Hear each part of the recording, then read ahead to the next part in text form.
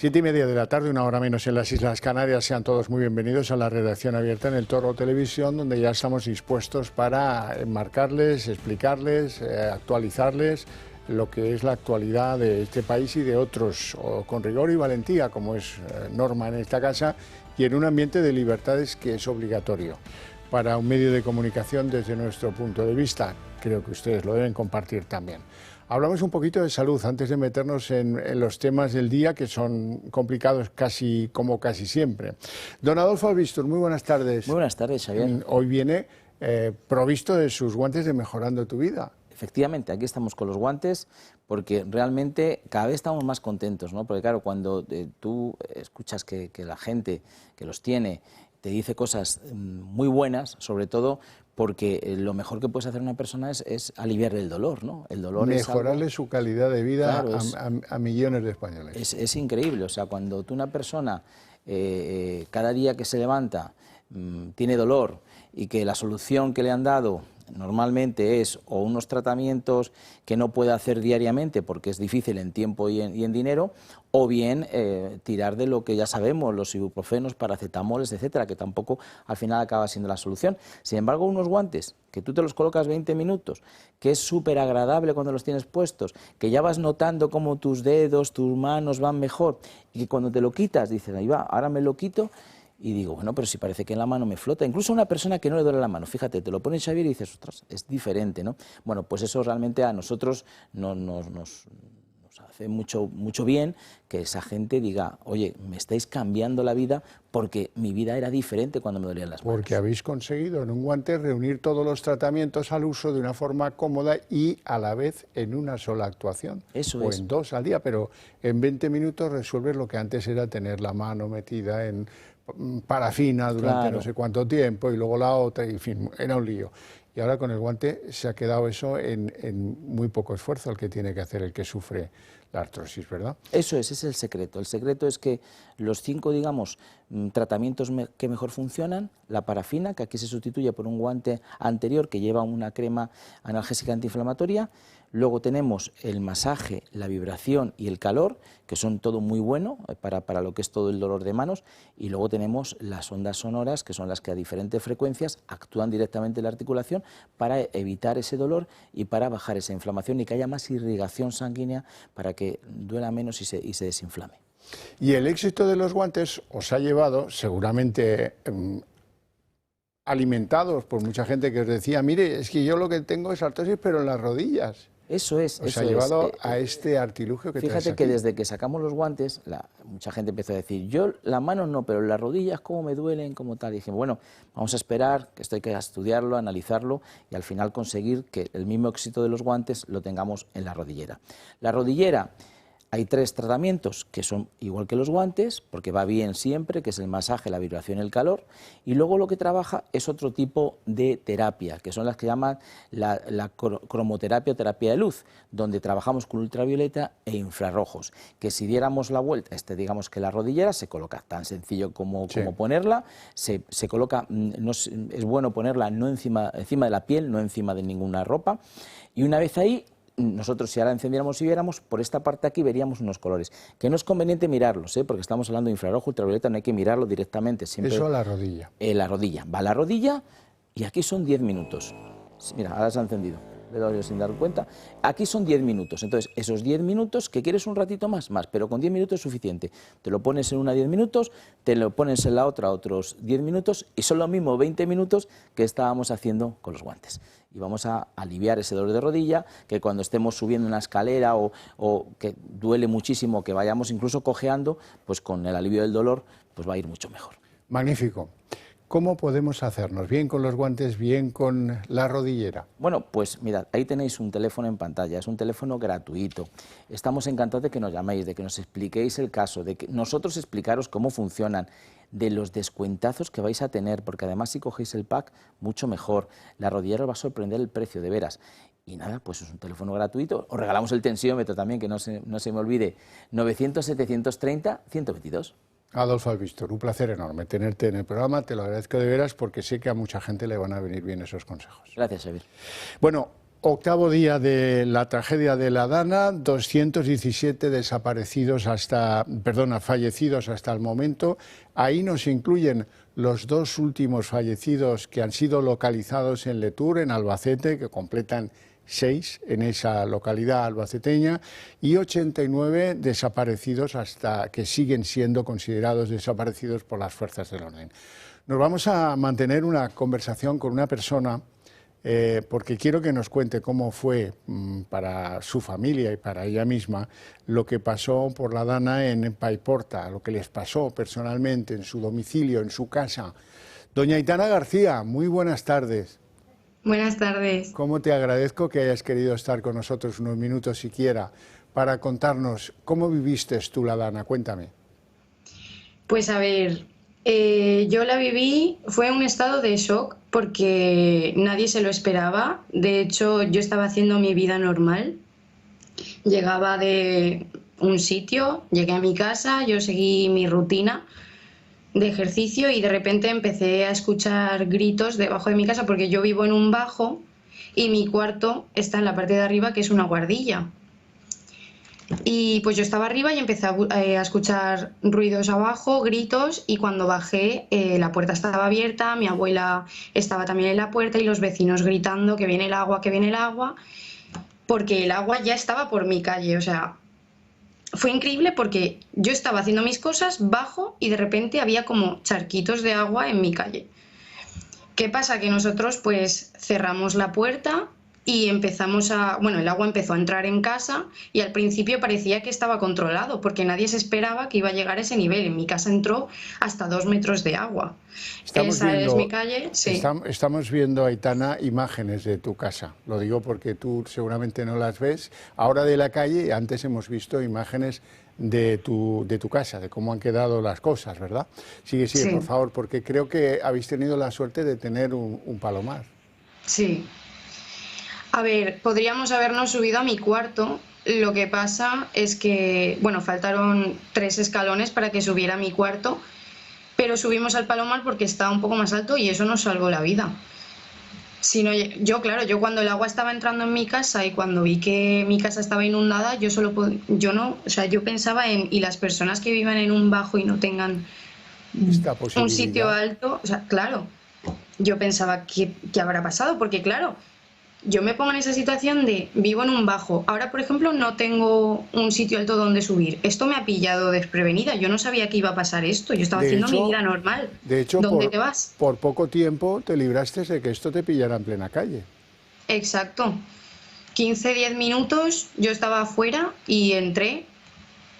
Y pues nada, yo me subí a mi cuarto y en cuanto escuché gritos, claro, es que nadie se esperaba esto. Por eso digo que una persona que viva en un bajo, que no tenga un sitio alto donde subirse, esto te pilla de repente y no tienes forma de irte. No tienes forma. Aitana, y después de que el agua ya hubiera alcanzado las cotas terribles que hemos visto en Paiporta, ¿qué sentiste cuando los coches estaban apilados en 3 alturas y el barro lo dominaba todo? ¿Y cuánto tiempo duró esa agonía? Pues la agonía la sigo teniendo. Después de 1 semana y 1 día, esa agonía la sigo teniendo todo el pueblo y yo. Porque es el pueblo que me ha visto crecer, a mí y a muchísimas personas. Y ver el pueblo así de destrozado, todos los negocios, no ha quedado ni un negocio bien. Porque no es que diga, mira, pues esta calle, por lo menos este negocio ha quedado bien. No, es que ni uno. Estamos a 1 semana y 1 día y andas por algunas calles y el barro te llega casi por las rodillas. Aún. Y eso de ir por las calles, ver 7 coches apilados, es impactante. Es muy impactante. Desde luego. Ahora, ¿cómo está Paiporta? Cuéntame. Pues mira, esta tarde he ido por Paiporta y la cosa no ha mejorado mucho. Sí que es verdad que hay calles que ya estaban bastante despejadas porque vienen muchísimos voluntarios a ayudar. De hecho, tú ves por las persianas de las calles, gracias voluntarios, tal. Entonces hay algunas calles que ya se pueden transitar bien, pero muchísimas otras no, y siguen habiendo muchos coches apilados. Ahora están viniendo grúas, están viniendo tractores que están quitando los muebles de la calle, pero es que ha sido tanto desastre que no se da abasto. Se necesita mucha ayuda todavía. ¿Tenéis electricidad? Algunas casas sí y otras no. Yo, por ejemplo, tuvimos luz en mi casa el domingo y agua el domingo nos vino también. Pero el agua, cuidado con el agua porque no es potable lo que ahora sale del grifo. No, de hecho, yo conozco varios bomberos que están diciendo que el agua que sale del grifo, que no es recomendable tocarla porque está muy contaminada. Claro, a ver, al final. Claro, entonces toda Paiporta está como en un estado de alerta ahora mismo. Shock, sí. Porque claro, cuando se vive una circunstancia de esas te queda pues una tensión psicológica que llevará tiempo quitarnos de la retina. Aitana, pues a ti y a tu familia, muchísimas gracias, os deseamos lo mejor, os queremos mucho, desde aquí sufrimos con vosotros, aunque se dice fácil eso sin tener los pies metidos en el barro, ya lo sé. Pero bueno, ya has visto que la solidaridad de toda España está con los que habéis sufrido esta trágica dana, ¿verdad? Sí, Paiporta está muy agradecida, yo también. Pues nada, mucho ánimo, que es lo que toca. Y a remontar, que sí, que estamos todos detrás, remontaremos. Venga, un abrazo te mando desde aquí. Un abrazo. Y esta es la historia de un drama, de uno de tantos miles de dramas que tenemos que darle reflejos por dignidad, por cariño, porque lo vemos así, porque nos parece que es obligado a hablar de ello, como nos parece que es obligado a hablar de algunas historias que nos van a poner, quieran que no, melodramáticos. Por ejemplo, la historia de un padre desaparecido con una hija que tiene síndrome de Down en Pedralba. Esta es una historia tremendamente conmovedora y que hace que la familia está muy nerviosa, como es lógico, y la familia dice que como parece que nadie les busca, pues les estamos buscando nosotros. A veces tienen la sensación las familias de los desaparecidos de que pues los que están levantando la tragedia están a lo que encuentran, pero no buscan exactamente donde ellos creen que a lo mejor podría ser que. Lo digo porque es una historia que comparten otras muchas personas que sienten la pérdida, la desaparición. Por ejemplo, la abuela sevillana que tiene a un hijo en el hospital, un hijo que vivía en Torrent, que está en el hospital y que el hombre dice que le arrancaron a sus dos niños pequeños, el agua se los arrancó de los brazos cuando se los llevó el torrente, ¿verdad?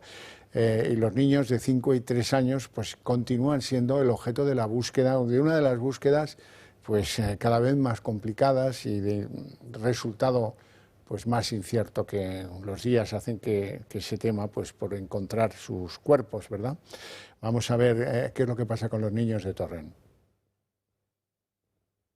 Se sigue trabajando con la prioridad en la búsqueda de las posibles víctimas mortales de la dana. Por ello, los efectivos están centrándose especialmente en la zona del Río Magro, en la Rambla del Pollo, en la desembocadura del Turia y en la Albufera. Esta búsqueda se complementa hoy en día también con unidades caninas de rastreo.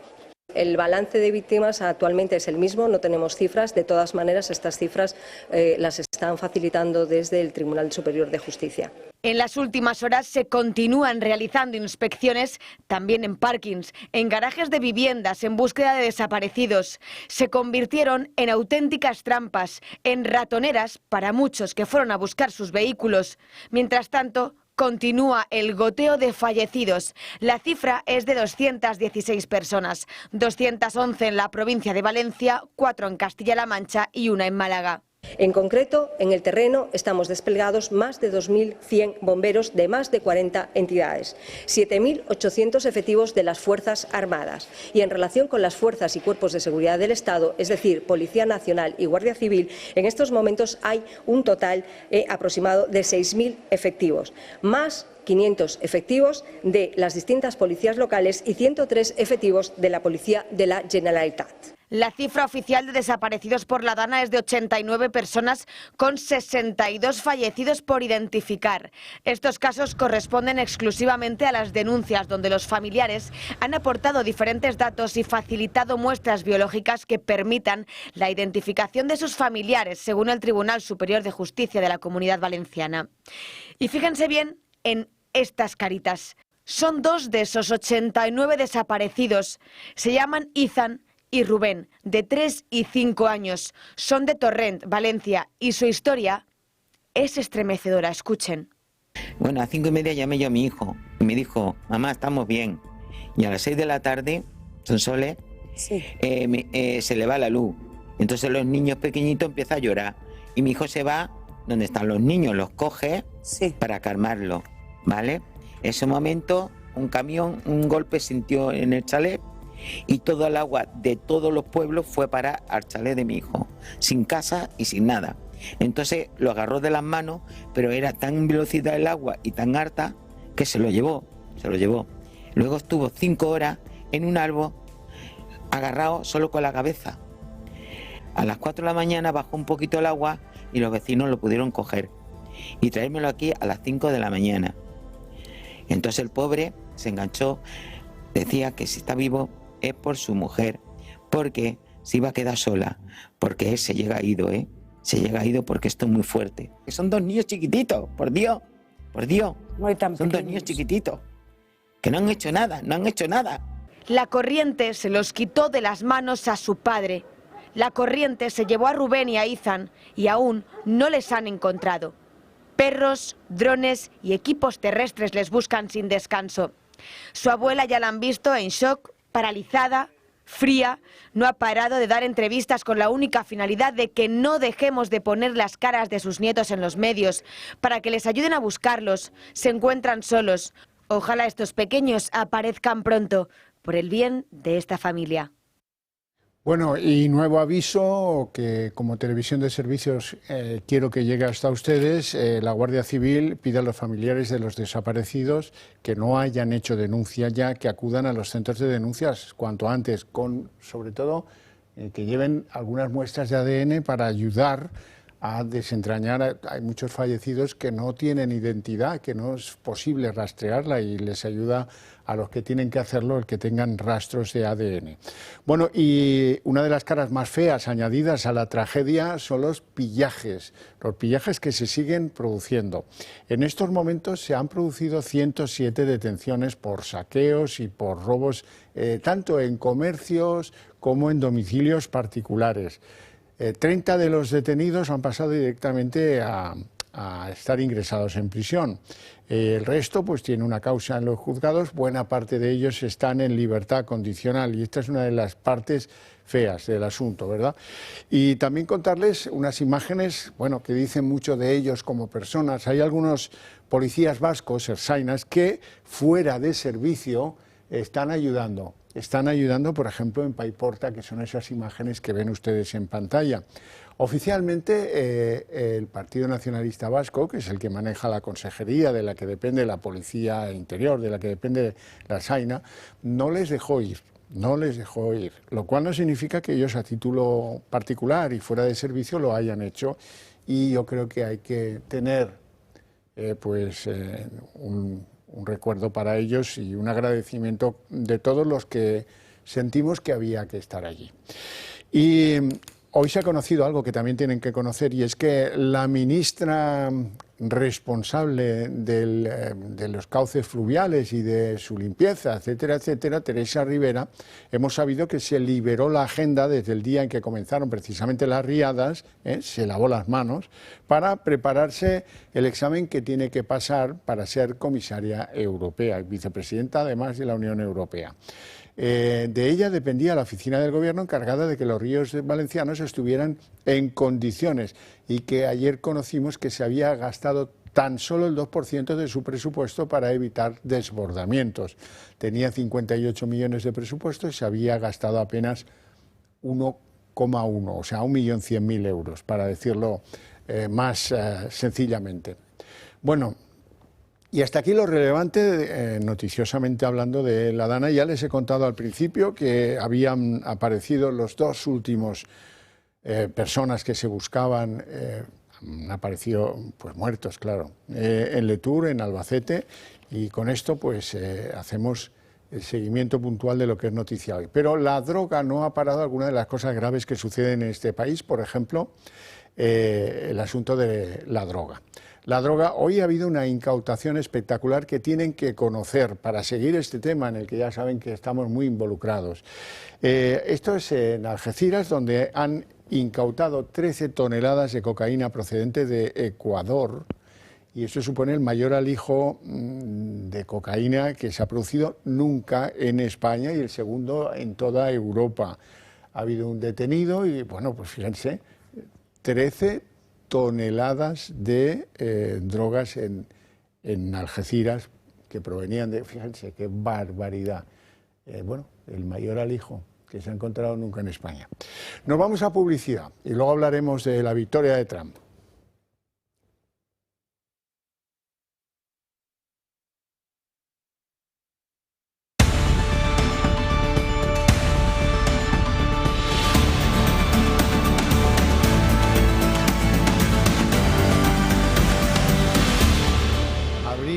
Abrimos sin más dilación nuestra mesa de análisis político, a la que se incorporan don Manuel Pino. Muy buenas tardes, eminente jurista y vicepresidente del Club Liberal Español. Buenas tardes, Javier, y gracias por traerme de nuevo a tu programa. Un placer. Don Roberto Hernández Granda, periodista y sin embargo buena persona, y además presidente del Club de los Viernes, que es una de las páginas de opinión más frescas y relevantes y necesarias. Sí, señor. Se lo digo siempre, ¿eh? O sea que no... Y yo no escribo ahí, aquí no hay pasión de colegas, no.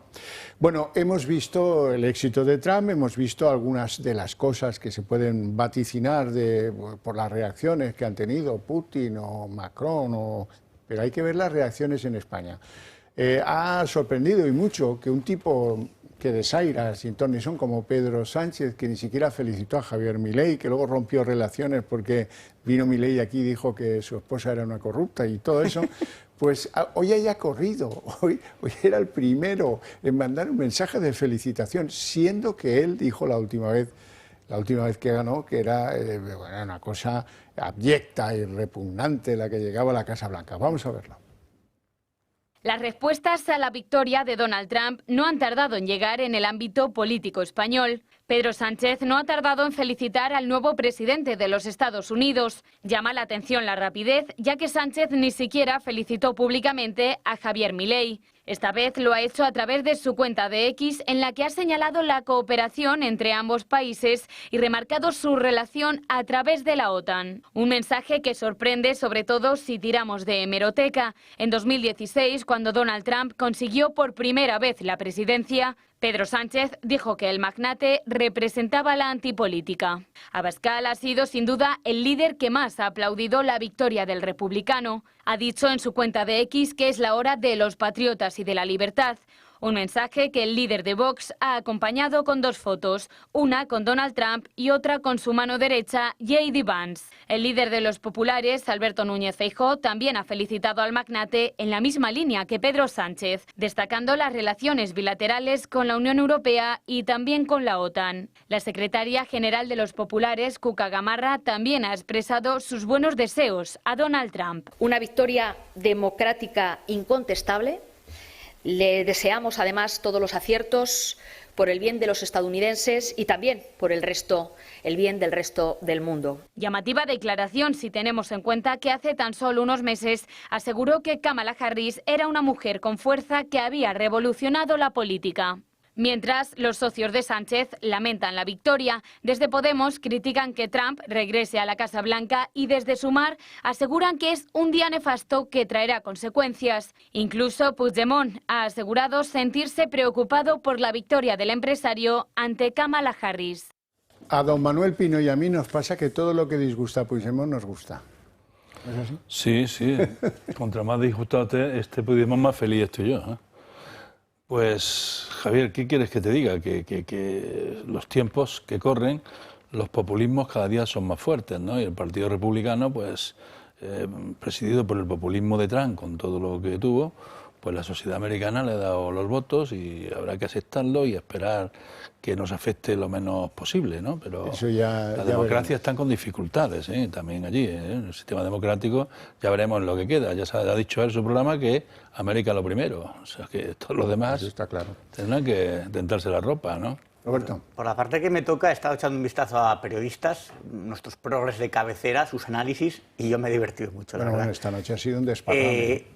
Decían que, claro, que la culpa son de las fake news, de las noticias falsas. En ningún momento se les pasó por la cabeza hablar de la decadencia absoluta del Partido Demócrata, con un señor que era un cadáver andante prácticamente, sin liderazgo, su rendición al islamowokismo, las sentadas en los campus universitarios en Estados Unidos apoyando a Hamás con el apoyo implícito más o menos o explícito del Partido Demócrata, o por ejemplo que todo esto de la cultura de la cancelación, de la turra climática, de la cultura de la guerra también en algunas maneras, como pasa en Ucrania, pues claro, no han pensado, bueno, es que cuando gobernó Trump la economía de Estados Unidos iba como un cohete de Elon Musk, por ejemplo, o el tema de la geopolítica, que no haya iniciado ninguna guerra. No, para ellos es que la democracia está en peligro, que vienen discursos racistas, xenófobos, misóginos, todas las palabras que utilizan. Bueno, teniendo en cuenta que llaman nazis a los chavales que están ayudando en Valencia, pues ¿qué esperas? Pero sí, es muy divertido que algunos dicen, no, yo analista político, y hacen unos análisis totalmente ridículos. Antonio, ¿cómo has visto las reacciones? Bueno, yo me he quedado sorprendido porque la verdad es que hoy he tenido un día muy ajetreado y es la primera vez que veo las reacciones de los líderes políticos y creo que está muy bien, están a la altura de lo que se espera de ellos, empezando por Pedro Sánchez. Es decir, nosotros tenemos que defender nuestros intereses muy por encima de las ideologías, nuestros propios intereses. Es decir, España está en una situación de grave riesgo de quedarse descolgada, por ejemplo, frente al papel de Marruecos. Marruecos aceptó en su momento llegar a relaciones con Israel, a relaciones diplomáticas con Israel, a cambio de que el señor Trump le reconociera el Sáhara. Marruecos ha comprado material militar norteamericano a las puertas. A las puertas, sí, esa sería la expresión. Hemos visto incluso cosas curiosas, como que la Sexta Flota entrara en el Mediterráneo escoltado por la Armada marroquí, algo que nunca había pasado antes. Es decir, nos podemos encontrar con que en esta política arancelaria de Trump salga beneficiado Marruecos. Evidentemente, igual que está beneficiado por nuestra propia Unión Europea frente a los intereses de un país miembro y los productos de un país miembro, Marruecos saca partido de eso. Es decir, Marruecos sabe muy bien cuáles son sus intereses y juega sus cartas. Nosotros el drama que tenemos, a mi juicio, es que no sabemos si somos una nación o 17 y no tenemos nada claro nuestra posición en el mundo. Bueno, hemos jugado... Eres una persona muy benévola, pero se ha puesto especial hincapié en el culebreo, tanto de los socialistas españoles como de los populares españoles, que antes pensaban de otra forma. Bueno, no, pero eso es otra cosa. Tiene sentido que el Partido Socialista apoyase a Kamala Harris, que duda cabe. Eso, lo que no tiene tanto sentido, a mi juicio, es que el Partido Popular también apoya a Kamala Harris. También apoyase a Obama y también apoyase a Hillary Clinton. Es decir, cuando se presentó, entonces dices, bueno, pero nunca apoyan al Partido Conservador, sea quien sea el candidato. Bueno, es un problema de Trump, es un problema de McCain, es un problema de... Es decir, ¿cuál es el problema? Dices, bueno, pues al final, que yo creo que ideológicamente no tienen una posición clara. Hoy sí me he enterado, pero eso es por conversación telefónica, que me parece que Esteban González Pons ha lamentado muy sensiblemente la victoria de Trump. Sí. Hay una cuestión también en Estados Unidos, yo creo, que se pretendía que se votara Kamala Harris solo por el hecho de ser mujer y afrodescendiente o de color, o no sé de dónde desciende realmente. Claro, ese es el voto Netflix, esos que quieren que haya, porque hay una diversidad impuesta.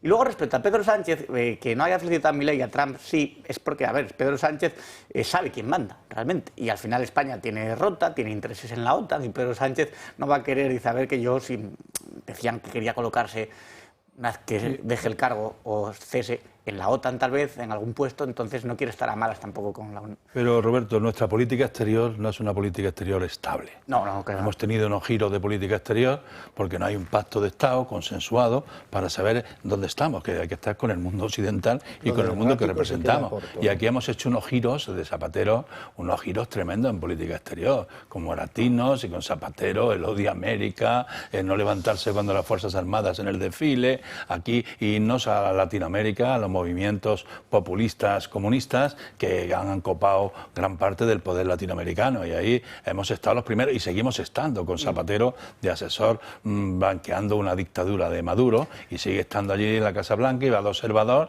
y lo que está haciendo es consolidando una dictadura sin ninguna defensa de los valores de las democracias occidentales.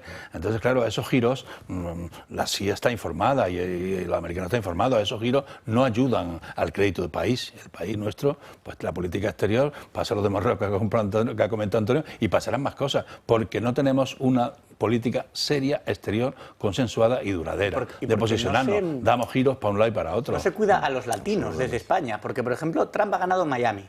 ¿Qué pasa? Que en Miami, los que vienen del exilio de Cuba, todo lo que les suene un poco a socialista lo van a desechar, porque saben, lo conocen de primera mano. Entonces, Kamala Harris y todos los progres no tuvieron ninguna opción en un estado y en una ciudad con mayoría latina y donde solían ganar los demócratas.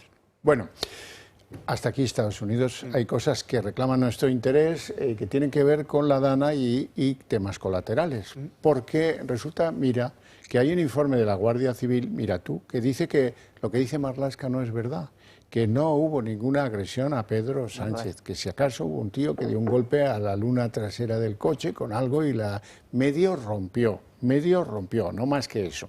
Este ciudadano fue detenido ayer, lo comentamos aquí, bueno, ha pasado por el juzgado, le han dejado en libertad, no sé si, supongo que con cargos, pero sin medidas cautelares. Y luego han detenido a 2 más, y quiero que lo veamos con mayor claridad. Marlaska lo tenía claro. Había un riesgo real y evidente en la persona del presidente del gobierno, quien incluso ya había recibido un golpe. Pero ahora un informe del Servicio de Información de la Guardia Civil desmiente que Sánchez fuese agredido con un palo el pasado domingo en Paiporta. Él nunca quiso darle importancia a los hechos. Yo estoy bien, a mí no me van a desviar de la atención fundamental. Aunque desde su grupo, el Partido Socialista, lanzaron un comunicado acusando a grupos ultras de estar detrás del presunto ataque. Las diligencias previas ponen el foco en al menos 5 implicados. 3 ya han sido detenidos y uno de ellos, un varón de 41 años, ha sido puesto en libertad. Lo cierto es que el informe en sí no relaciona a los detenidos ni con grupos ultras ni tampoco con grupos de extrema derecha, aunque investigan si hubo grupos que quisieron incitar a la violencia en la visita conjunta con los Reyes y Carlos Mazón a Paiporta. Tras el visionado de la señal de las televisiones, también de los vídeos que desde el pasado domingo han circulado en las redes sociales, los agentes no han podido confirmar que el presidente hubiera recibido algún golpe. Un juzgado de Torrent ha abierto causa por delitos de atentado por el presunto golpe que recibiera el presidente, desórdenes públicos y daños. Un delito este último que tendría que ver con los destrozos de uno de los vehículos del presidente. Bueno, y este tema no sé cómo se terminará suscitando, pero es evidente que la única persona que resultó agredida fue un escolta de la reina Leticia, lamentablemente, una herida en la ceja que le hizo sangrar, lo vimos todos en las fotografías. A Sánchez le tiraron algunas cosas que no le dieron, que no le dieron. Por ejemplo, es muy curioso, esto es para ponerlo en un ambiente un poco en un tono menor y con sordina. En Wallapop han puesto a subasta el palo que le tiraron al coche de Pedro Sánchez, y que no dio a nadie, por cierto, porque se equivocó de unos cuantos metros. Y bueno, lo ofrecen por un dineral, ¿no? Debe haber interés por esto. A ver, hay muchas cosas que están pasando estos días que son totalmente la idiosincrasia española, con todo lo bueno y con todo lo malo, yo creo. Se está demostrando que hay una ciudadanía que está muy por encima de sus políticos, que están teniendo una gestión vergonzosa, yo diría que negligente, o sea, debería haber una responsabilidad. Cuando se hace cálculo político con los muertos, es un es una mala señal. De todas formas, esto no se paró a tiempo, quiero decir, no hay nadie imputado, por ejemplo, con la gestión del COVID, cuando también hubo alertas de seguridad nacional, se desoyeron, jugaron también con el cálculo político, no cerraron hasta el 9 de marzo, etcétera. Entonces están los mismos. A lo mejor si hubiera metido en la cárcel a Fernando Simón y algunos cuantos más, no estaría pasando lo que está pasando ahora. Pero bueno, se tardaron 3 días en movilizar al ejército, mientras en el Congreso se controlaba la televisión española, se aprovechaba para subir el diésel. Y ahora hace un chantaje con los presupuestos de si queréis ayuda, ya sabéis lo que tienes que hacer, aprobar los presupuestos. O sea, otra vez el peor gobierno en el peor momento. Yo tengo gente allí en el terreno, en Valencia, y se están encontrando cuerpos. Quiero decir que hace tiempo, hace unos días que está parada la cifra de muertos. Yo nunca he visto en una tragedia que no se den cifras oficiales de muertos y desaparecidos, más allá de las cábalas que hacen.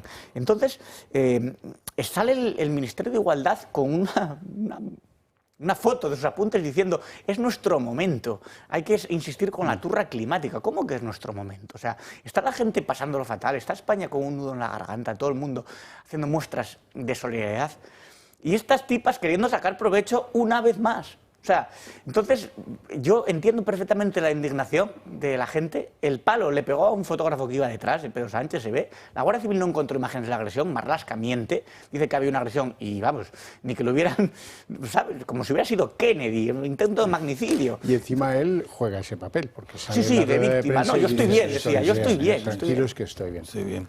Bueno, esto es el cesarismo que tiene instalado en el gobierno y en su partido el presidente Sánchez, ¿no? Cuando tienen que protegerlo, todo el mundo a protegerlo, porque es el que garantiza aquí la nómina de todas, ¿no?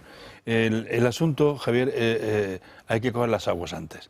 Ante la desgracia tan gorda de Valencia, ante la barbaridad que ha pasado en Valencia, tenían que haberse reunido los dos grandes partidos en el minuto cero y declarar la emergencia nacional y poner todos los medios del Estado a favor de esas familias, de esas personas, porque el tema no se puede culpar ni a una comunidad autónoma ni a otro, todos tenemos, porque el tema desborda a cualquier comunidad autónoma y a cualquier persona. Ha sucedido en varias.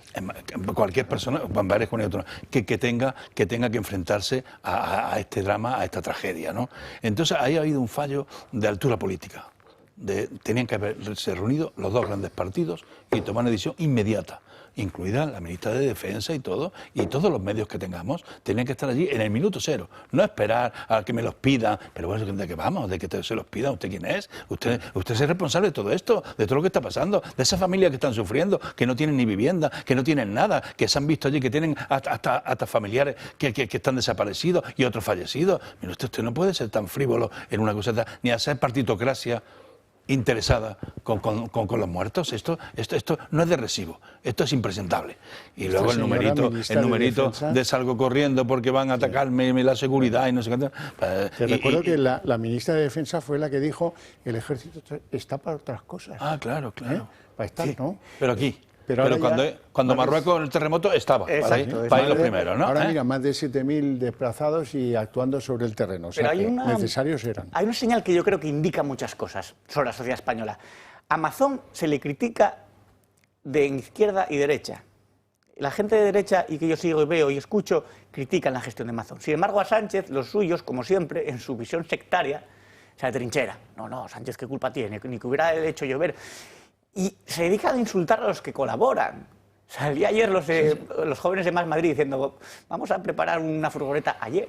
O sea, decían desde las 12 hasta las 12, que no son muy de madrugar. Bueno, entonces están diciendo que son grupos neonazis, oiga, pero si son chavales que están barriendo desde el primer día desplomado. Y amas de casa que estaban con el mocho. Claro, que le pegaron un escobazo ahí. Gente frustrada, sin salida, abandonada, que esperaba que hubiese una respuesta de su Estado, que no es un Estado cualquiera del tercer mundo, que es un Estado de los primeros del mundo, que tenía que estar ahí. Entonces, Sánchez, que es un pícaro y mala persona, jugó a que las comunidades, lo mismo con el COVID, esto es un problema de las comunidades autónomas y de Simón, salto a hablar y no, primero el ejército, poneros todos tal y luego Simón. Y ahora decir que tenemos un comité científico inventado. Y ahora que esto es una responsabilidad de las comunidades autónomas y ha repetido. Ha dicho que esto es un problema de la comunidad autónoma. ¿Pero cómo un problema de la comunidad autónoma? Con 217 muertos, 89 desaparecidos. Y todavía no se ha cerrado el capítulo. Pero ¿cómo que esto es un tema de la comunidad autónoma? Si esto es de varias comunidades autónomas, las afectadas. Usted, ¿cómo no se ha puesto en marcha? Irresponsable, porque usted no piensa nada más que en usted y en su permanencia. Y no piensa en el interés general. Ahora está tomando medidas y es tan especial, por no decir otra cosa, mayor, que dice, bueno, esto con los presupuestos pensando en él. A ver si gano pensando en él. Claro, o sea, mezcla las ayudas con los presupuestos, pero no pensando en la gente que está allí desesperada, sin casa, sin familiares, y no saber dónde van a dormir o con quién, dónde hacen la comida, con todo ese drama que tenemos allí. No, él piensa, a ver si por aquí le cuelo lo de las ayudas, me vota el PP y garantizo mi legislatura porque yo lo que quiero es estar. Sí, lo que caracteriza a los psicópatas es la absoluta falta de empatía. Entonces él no piensa en las víctimas. Tiene un y me invento político. La ultraderecha para esta población indignada con razón. Yo no creo que indignada con toda la razón. Más allá de los devastados mentales habituales, el discurso de que esto es la ultraderecha, yo creo que ya ni entre algunas... Vamos a escuchar algunos. Por ejemplo, a Abascal, que hoy insistía en el estado de emergencia nacional no decretado, que no es que fuera una opción, dice, sino que era un deber inexcusable, y dice que su partido se va a querellar por los delitos de homicidio imprudente y omisión del deber de socorro, de auxilio, contra el presidente del Gobierno y su Ejecutivo. Espero que nadie se olvide de esto. No se puede blanquear más a este Gobierno. No se puede ceder a ninguno de sus chantajes. Hay que hacerle oposición. Oposición total. Oposición. Porque eso es lo que nos exigen los españoles, y para eso nos eligieron. Por ellos hay que seguir denunciando las tropelías de este autócrata. Nosotros lo hacemos políticamente y lo hacemos también en los tribunales. Y por eso puedo anunciarles hoy que Vox presentará una querella contra Pedro Sánchez y otros miembros de su gobierno por los delitos de homicidio imprudente y de omisión del deber de socorro. Declarar la emergencia nacional no era una opción. Bueno, quiero que escuchen también a Aznar, que intervenía en unas jornadas en Ávila esta tarde y que hacía unas reflexiones en torno a lo que significa el Estado y el papel del Estado en esta desgracia que hemos tenido. El gobierno de una nación no se puede descansar en manos de los que quieren acabar con la nación, que es un momento de hacer una reflexión sobre esas cuestiones, para que esa sensación que tienen muchos ciudadanos de que hemos tocado un fondo y vemos momentos de un enorme peligro, no ya en términos de la catástrofe que ha sido brutal, sino en términos políticos, y seguimos en ese tema y en ese peligro, lo podamos afrontar inmediatamente, desde ya. Bueno, razonable lo que dice. Por cierto, hablábamos del chantaje de los presupuestos, pues parece que no le va a funcionar el truco porque le vieron el as escondido en la manga de la americana al presidente del Gobierno.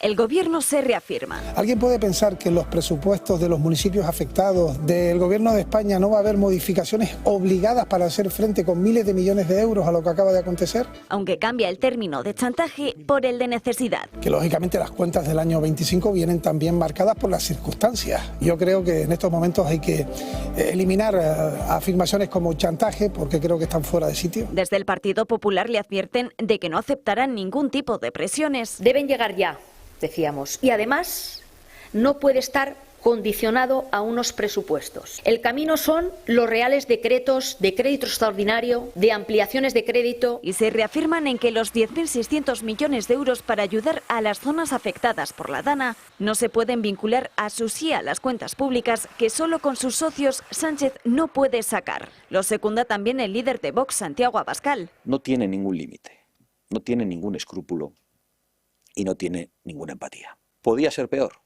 Sí. Aunque desde el PP aseguran que Sánchez podrá contar con su apoyo al plan de ayudas que ya ha sido publicado en el BOE. La pregunta que ahora todos nos hacemos es si la vinculación de las ayudas a Valencia, Albacete y parte de Andalucía a las cuentas públicas es la única vía de escape para Sánchez. Lo cierto es que la Ley General Presupuestaria y la de estabilidad de la situación financiera permiten ajustes como la solicitud de un crédito extraordinario. Algo que si miramos en la hemeroteca ya hizo el gobierno de Sánchez para paliar los efectos de la pandemia o la crisis del volcán de La Palma, e incluso para comprar la colección de obras de la familia Thyssen. Un crédito de este tipo recibiría el respaldo mayoritario de la Cámara. Basta con aprobar un nuevo decreto ley para incrementar las partidas presupuestarias. Hace un mes, sin ir más lejos, Sánchez pidió uno de estos créditos para el Fondo de Inclusión Social, y para esto no era necesario vincularlo a los presupuestos. Manuel Pino. Bueno, pues Sánchez es el campeón de los decretos respecto a su sistema legislativo. Él, el debate político y la participación política del Parlamento la ha sustraído y se ha especializado en decretos de leyes con carácter de urgencia. Ha hecho hasta decretos ómnibus, que metía no sé cuántas páginas para arreglar todo, para que se le aprobaran el 50+1 de la Cámara de este gobierno denominado Frankenstein por el pobre Rubalcaba, ¿no? Que en paz descanse.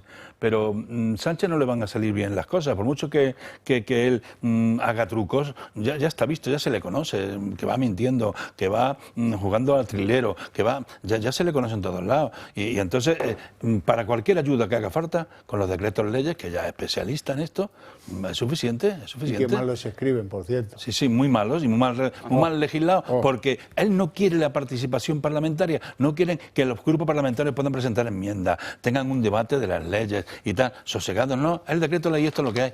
Aprueban con su ministro, venga, ratificado, mayoría de decreto ley. Y así está legislando desde que llegamos con todo. Es una vergüenza. Y el Parlamento ahí está, con una presidenta absolutamente sectaria, a las órdenes del ministro del Gobierno, que le da instrucciones para quitar o dar la palabra. O para suprimir la sesión de control. Dice, o para suprimir la sesión de control, pero mantenerla del control de Televisión Española, con esta guarrada que han hecho de poner 11, como tengo mayoría pongo aquí 11, y allí 4.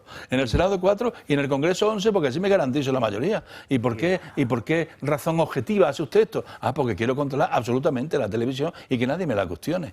Porque es que es un disparate, vamos. La gente en La Palma todavía está esperando a que lleguen las ayudas que prometió el tipo este, pero además es una persona que chantajea, juega con las víctimas, hace el cálculo político y envilece a todos los que tienen alrededor. Aparte, los que se quedan todavía en su corte son como él o peores. Pero, por ejemplo, fíjate Pachi López, que era uno de los portadores del féretro de Isaías Carrasco, asesinado por ETA, y ahora tiene que salir a defender, aprobar los presupuestos, darle competencias a Bildu, o sea, a los asesinos de su compañero, porque sabe que se lo manda al jefe. Hombre, Pachi López ya viene de casa envilecido.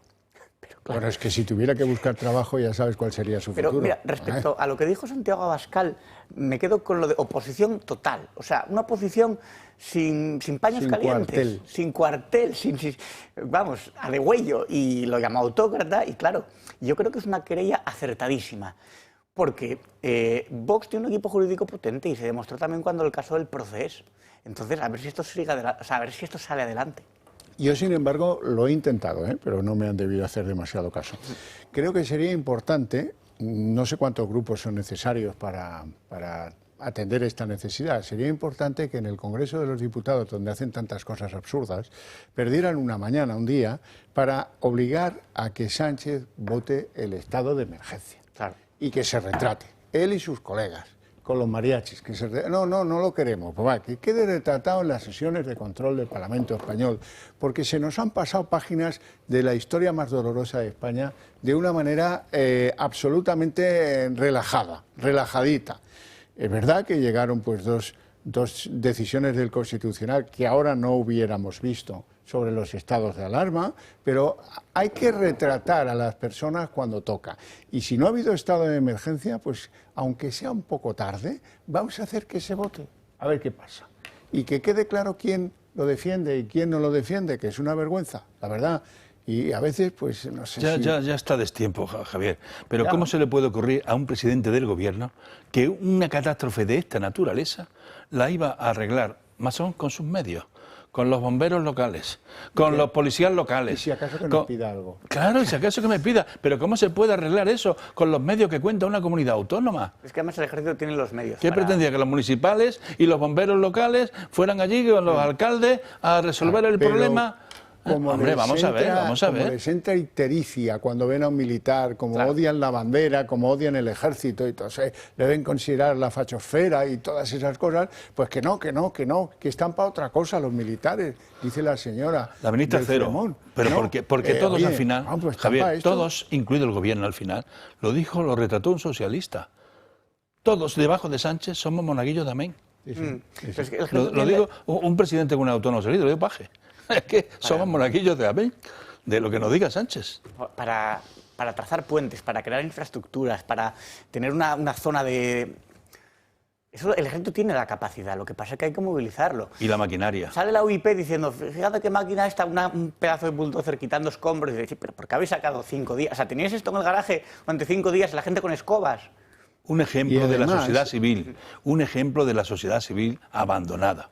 Que hasta allí, y de empresarios que han participado con sus medios materiales, con sus tractores, con su maquinaria pesada, de día y de noche, trabajando allí sin descanso, sumando voluntarios. ¿Por qué? Porque es que la comunidad autónoma no tiene medios. Esto lo ha sobrepasado en el minuto cero. Habrá cometido errores, pero lo ha sobrepasado. El estado de emergencia, que lo sepa todo el mundo, le hubiera permitido al gobierno de este país disponer a voluntad de los medios de terceros, por ejemplo. Oye, Florentino, que me prestes las excavadoras de ACS el tiempo que haga falta. Encantado, venga, ya te pagaremos los gastos de lo que suponga. Y las empresas constructoras de este país disponen de los medios electrógenos, de excavadoras, de retroexcavadoras, de lo que es necesario para aliviar a estos de montones de... Antes nos han contado una persona que sigue sufriendo esto en Paiporta, que todavía ve muros de coches de 7 alturas. Pero bueno, óigame, tanto cuesta. No, pero tenía que haberlo hecho en esa reunión. Si es que tiene que haber un comité de crisis presidido por el presidente del gobierno, donde participaran todas las ayudas abiertas, financieras, materiales, con el empresariado, toda la sociedad. Al que tampoco dejan participar al GEMAT. Tiene 7.000 hombres allí y no le convocan. Esperando que le den la orden. He oído una de la unidad militar de emergencia, que estaban allí, pero esperando que le dé la orden. ¿Pero cómo que le dé la orden? Si esto está que arde, si está aquí el incendio, ¿que le va a llegar a usted? Yo lo que me digan. Que me den la orden, y tengo aquí los medios y no actúo porque me tienen que dar la orden. ¿Quién le tiene que dar la orden? El jefe de la UME... Es que es de una imprudencia, el otro día es de una imprudencia tremenda. Que era un poco una falta de responsabilidad tremenda. Hay tensión en el Partido Popular en torno al apoyo o no apoyo de Mazón. Aparentemente le apoyan todos, pero luego entre bambalinas los cuchillos vuelan. El Partido Popular tropieza una vez más con la misma piedra. Feijóo sigue empecinado en apoyar al gobierno, olvidando que las acciones de Sánchez hacen imposible ningún tipo de colaboración. El Ejecutivo se empeña en dinamitar puentes con la oposición, pero el PP siempre acaba tendiéndole la mano. Feijóo pasa por alto las concesiones al separatismo vasco y catalán, la colonización de todas las instituciones y ahora también el abandono a la Comunidad Valenciana en la lucha contra la DANA. Fundamentalmente queremos transmitir que cuenta con el apoyo de nuestra formación. Es el momento de arrimar el hombro. Feijóo deja tirado a Mazón con este ofrecimiento. Recordemos que el presidente autonómico popular fue abandonado a su vez por Sánchez en el peor momento posible. El presidente del gobierno pudo utilizar el día de la tragedia el plan de protección civil que le habría permitido declarar la emergencia nacional por la DANA y actuar con todos los recursos del Estado. Sin embargo, Sánchez, en una clara decisión para desgastar al adversario político, dejó que la Generalidad Valenciana hiciera frente en solitario a la mayor catástrofe natural que se recuerda en España. Una autonomía sola ante un fenómeno que le quedaba muy grande. Sin embargo, eso no es todo. Además, el gobierno central, a través de la Confederación Hidrológica del Júcar, que depende del Ministerio de Transición Ecológica, llevó a cabo un apagón informativo sobre el caudal del Barranco del Pollo durante varias horas, para solo aportar datos cuando ya no cabía reacción alguna ante la fuerza destructora del río. No se alertó hasta que el caudal se multiplicó por 9 conforme al primer aviso de peligro de las 12:30 de la mañana. A pesar del abandono y de los palos en las ruedas, Feijóo insiste en su institucionalidad y moderación para ofrecer una vez más su apoyo. Por si el Popular no había entendido de qué iba la película, Sánchez lo dejó más claro aún al día siguiente del ofrecimiento. Espero que podamos tener el apoyo mayoritario de la Cámara para poder tramitar y aprobar unos presupuestos hoy aún más necesarios que ayer. Un nuevo chantaje. La ayuda estatal a los valencianos pasa por aprobar los presupuestos generales del Estado. El PP asegura que no cederá, pero todo está por ver el día que se vuelvan a votar las cuentas de 2025. Cabe preguntarse, ¿qué hay detrás del síndrome de Estocolmo del PP con respecto al PSOE? Roberto Hernández. A ver, a los valencianos los han dejado tirados y eso ellos lo saben y por eso esa indignación tan grande. Yo no sé qué pretende Feijóo entregándose otra vez a Sánchez. Ponerse del lado de Sánchez, tal y como está el clima actual, es un error. Y si cree que va a heredar el poder, que simplemente el poder le va a caer del cielo, un poco a la manera de Rajoy, pues se equivoca, porque va a tener que lucharlo y va a tener que hacer oposición real, porque Sánchez no va a dejar el poder por las buenas. Y si tiene que aliarse, ya hemos visto, con la ETA política, con Junts, con todo lo que pueda, lo va a hacer. Y si tiene que ponerle palos en las ruedas a los sistemas democráticos, lo va a hacer, porque tiene una mentalidad bolivariana. Entonces, no creo que Feijóo sentarse a esperar a que le caiga el poder regalado de parte de Sánchez. Voy a apoyar a Sánchez cuando la gente está con Sánchez que trina. Es no saber medir el pálpito de la calle. No, está bien hacer el planteamiento, decir, oiga, aquí estamos. Sí, pero para apoyar ¿De qué hay que hablar? logísticamente. Pero cuando te dan una bofetada tras otra, claro, y te engañan con los militares, no se quiere declarar el estado de emergencia, los militares que no salgan, que pobrecitos, que no, que están para otras cosas, y te van engañando sucesivamente. Hay que ver la jugada de buscar. Sánchez se está refugiando tras el papel del pobre Carlos Mazón. Claro, el tema está que no es el momento de culpar a uno o a otro, es el momento de ayudar al problema que hay y resolverlo lo antes posible, con las medidas económicas, materiales y todo lo que necesita esa población. No se distraiga el debate pensando, es que tenía que haber hecho antes que las armas, y aquí hay muchos complicados, aquí las cuencas de los ríos, la Confederación Hidrográfica tiene también cosas que decir, la AEME tiene cosas que decir, los ministros de las que dependen tienen cosas que decir, pero no es el momento de poner el debate en la responsabilidad, es el momento de ayudar y resolver cuanto antes el grave problema que tiene esa sociedad tan numerosa afectada por una tragedia de esta naturaleza, Javier. No estamos aquí para decir, es que ahora la culpa es de Monzón porque lo ha dicho Sánchez y su aparato mediático.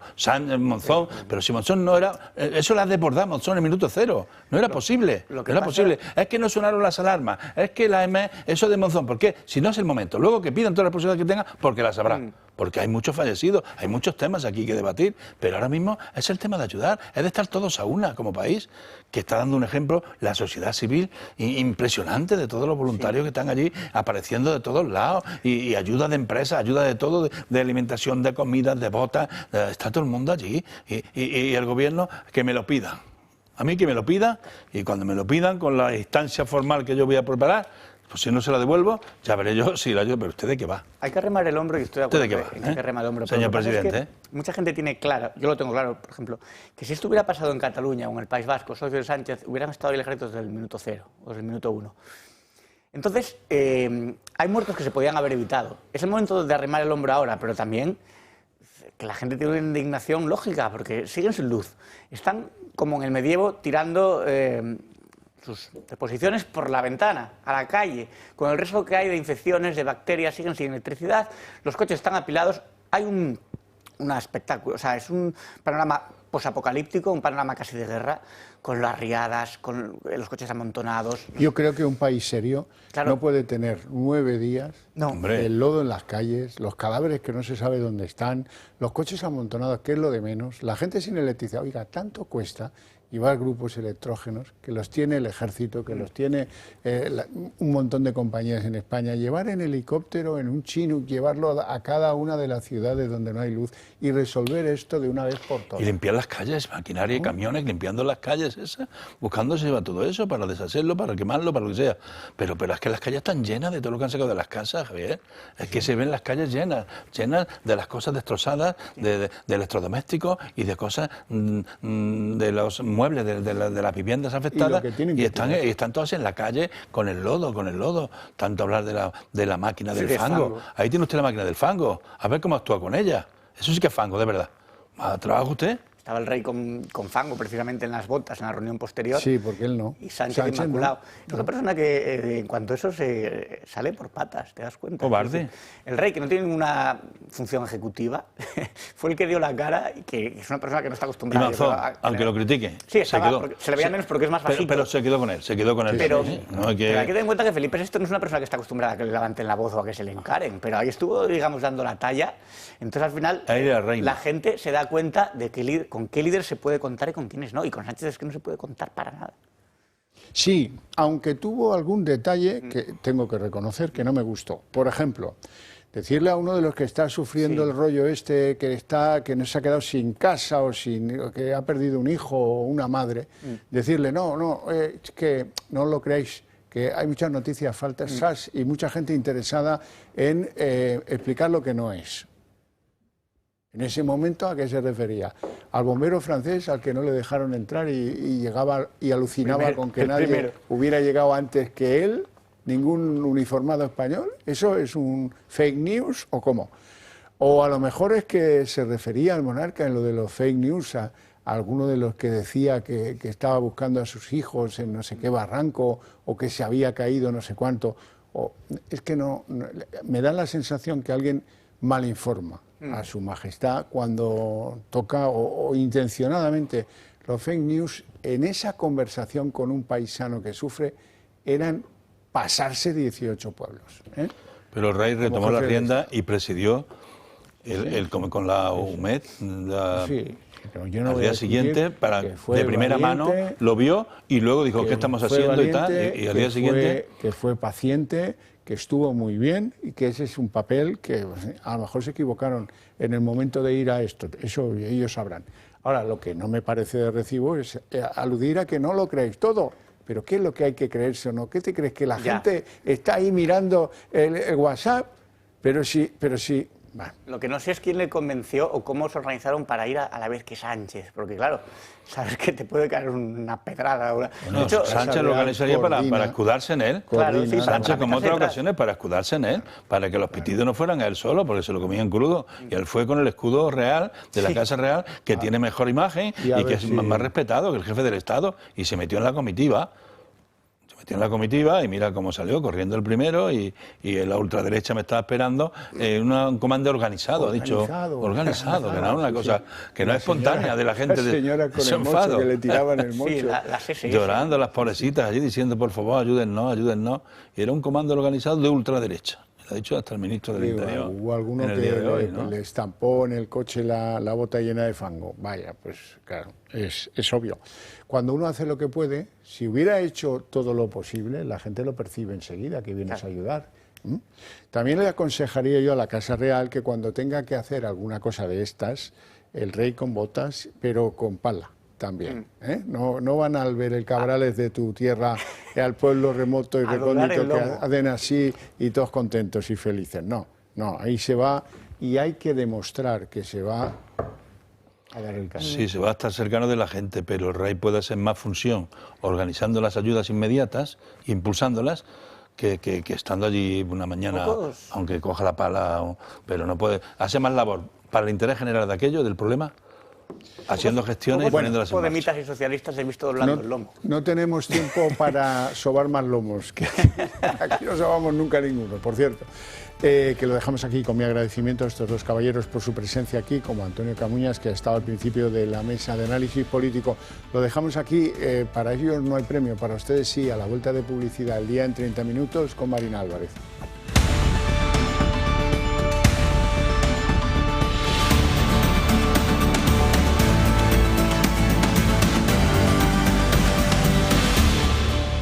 Bueno, y una buena noticia, hoy estamos escasos.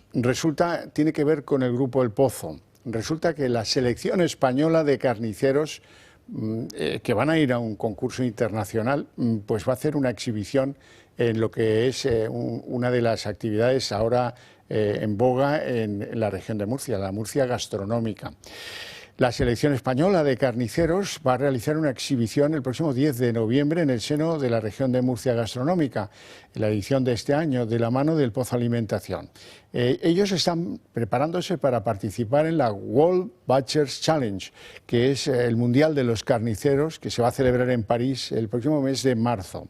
El año que viene, claro está. El equipo español está formado por 9 profesionales de diferentes provincias españolas, especialistas en corte, despiece, deshuese, elaboración artesanal, presentación, liderados por un seleccionador con una dilatada experiencia en el oficio.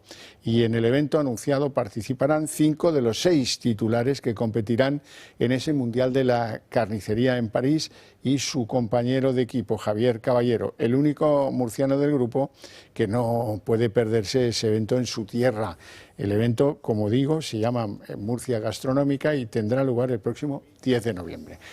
Bueno, y ahora toca hablar de las elecciones en Estados Unidos. Vamos a ver un pequeño reportaje con la victoria de Trump y lo comentamos con don Antonio Camuñas.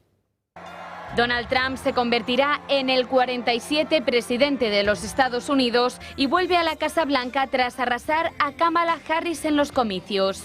Francamente, creo que este es el mayor movimiento político en la historia. Nunca ha habido nada igual, en este país o incluso más allá. Su mano derecha será J.D. Vance, quien ha calificado la victoria como la mayor resurrección política de la historia. Creo que somos testigos del mayor regreso en la historia de los Estados Unidos. El magnate ha conseguido 276 votos y ha arrasado en estados clave como Pensilvania, Carolina del Norte o Georgia. A pesar de que las encuestas pronosticaban resultados muy ajustados, lo cierto es que Kamala Harris solo ha conseguido 223 y ha perdido las elecciones con una gran diferencia respecto a Donald Trump. Una desventaja que hizo que la demócrata cancelara su discurso. Fue un representante de su campaña quien salió a dar la cara tras la derrota. Donald Trump ha recuperado la Casa Blanca, pero también el control del Senado. Los republicanos tratan además de mantener la mayoría en la Cámara de Representantes. Contaban con una mayoría de 222 escaños y el gran objetivo es superar los 218 necesarios para conseguir la mayoría. Si esto ocurre, Trump se lleva todo el poder, la presidencia, la Cámara de Representantes, el Senado y sobre todo una mayoría de jueces del Tribunal Supremo nombrados por él. Todo esto de momento está garantizado durante 2 años porque en 2026 se realizarán las elecciones de medio mandato en las que se elige todo el Senado y parte de la Cámara de Representantes. El magnate neoyorquino tomará posesión el próximo 20 de enero. Don Antonio Camuñas, muy buenas tardes. Don Antonio fue presidente de la Cámara de Comercio Hispano-Estadounidense, que no norteamericana, estadounidense, que es lo correcto, ¿verdad? Porque Norteamérica la componen algunos otros países también. Siempre los canadienses están muy tensos con eso. Y además es líder de Global Strategies. Bueno, sorprendido favorablemente, imagino. Vamos a ver, yo creo que era imposible imaginar una victoria de este calibre. Sobre todo porque lo único que hemos leído, y yo lo sigo con mucho interés, son las opiniones de todos los encuestadores que han, como decíamos aquí, parecería que se han cubierto unos a otros optando por manejarse dentro de unos márgenes muy parecidos, etcétera. Solo se salió una encuestadora reputada para hablar de una victoria en Iowa que nadie confiaba en ella y decía que iba a ganar por 4 o 5 puntos. Al final ha perdido también Iowa, o sea que la única que se ha distanciado del grupo no ha tenido éxito. Pero nadie podía imaginar esta magnitud de victoria, entre otras cosas porque está tan diseminada por todo el país que se salta todas las leyes de los condados demócratas, de los gobiernos, de la parte rural, de la parte de ciudades. Miami, que hacía no sé cuántos los años que no ganaba. Bueno, y Nueva York, los distritos de Brooklyn, de Harlem. Es decir, es impresionante, incluso me parece que Queens también ha ganado. Es decir, ha ganado en prácticamente todos los distritos en el que son mayoría los negros y los hispanos. Los hispanos decididamente. Con lo cual, también lo explicamos aquí en su momento, son gente muy tradicional, son gente que no entiende. Yo creo que ese es parte del problema. Primero, que Kamala ha sido una candidata muy desilusionante, es decir, no ha conseguido, excepto en el primer momento, su mensaje no ha llegado a los corazones de los americanos. Los americanos son muy prácticos, los americanos miran a ver lo que funciona, no son tan intelectuales como resulta que son las minorías cosmopolitas que habitan en las grandes urbes, que supuestamente somos más cultos, tenemos una mente más abierta. Bueno, pues ellos han demostrado masivamente que de alguna manera el programa del Partido Demócrata se ha ido excesivamente a la izquierda. Eso es lo que ha pasado. Han corregido es decir, el rumbo. Han dicho, vamos a ver, los ilegales, no puede ser que haya un una inmigración ilegal incontrolada. En el plano económico, no puede ser que tengamos esta inflación tan, bueno, que ha estado muy alta, porque ha llegado a estar casi al 9%. Y estos impuestos. Y los impuestos. Entonces, no puede ser tampoco todos los límites a los que se ha llegado en la ideología de género, donde se está adoctrinando a los niños para que elijan qué quieren ser. O sea, ya no es una cuestión de sentir algo o de serlo, de hecho, es cuestión de lo que tú decidas. Bueno, pues en todos esos campos, incluyendo, por ejemplo, la libertad de conciencia. El aborto. Por ejemplo, pero es que yo tengo amigos médicos que son demócratas que no han votado a Kamala Harris. ¿Por qué? Porque saben que el siguiente paso es el que se quiere implementar aquí, hacer listas de objetores de conciencia, de médicos. Y claro, eso es traspasar un límite humano que es la libertad de conciencia y la tranquilidad de conciencia, es decir, que eso debería ser sagrado. Bueno, pues estos amigos a los que yo me refiero no han votado a Trump, pero no han votado a Kamala Harris. Es que se ha llevado demasiado lejos, y eso es lo que ha dicho el pueblo americano, nada más. Hoy podemos decir, don Antonio, que los americanos han perdonado el pasado a Donald Trump, lo digo porque se han olvidado completamente de esas causas que están pendientes por ahí y que, en fin, su participación en algunas cosas, y se lo han perdonado a lo grande dándole las llaves de todo el poder. Sí, bueno, vamos a ver, qué duda cabe que hay una parte que podría interpretarse así, pero digamos que esto, para que fuera realidad, entre otras cosas porque ninguno de los delitos que se le han atribuido han tenido la menor incidencia en su popularidad. Al revés, cada vez que la gente ha interpretado que había una auténtica persecución contra él.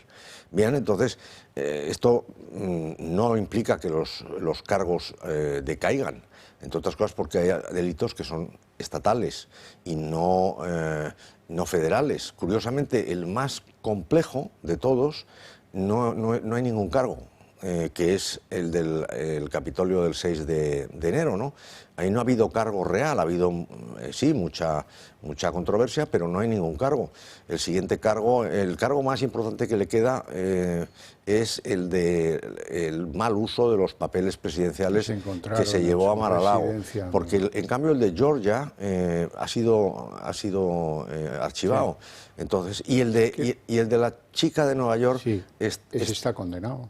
Sí, pero bueno, que se interpreta que si no llega a ser Donald Trump, hubiera pasado por una falta, es decir, no hubiera tenido la repercusión que se pretendía que tuviera este caso, ¿no?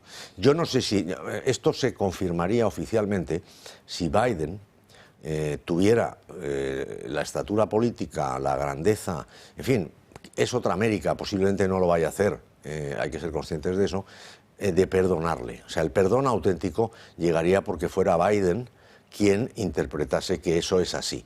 No creo que eso vaya a pasar, entre otras cosas porque de lo que ayer me sorprendió más es que nuevamente, tal y como pasó con Hillary Clinton, los demócratas, y en este caso no lo digo como partido, sino los que hacen alarde de la democracia, son incapaces de aguantar un discurso de conceder tu derrota, felicitar públicamente al ganador y eventualmente hacer un llamamiento a cerrar filas, como se ha hecho toda la vida, al menos lo que yo he vivido en Estados Unidos.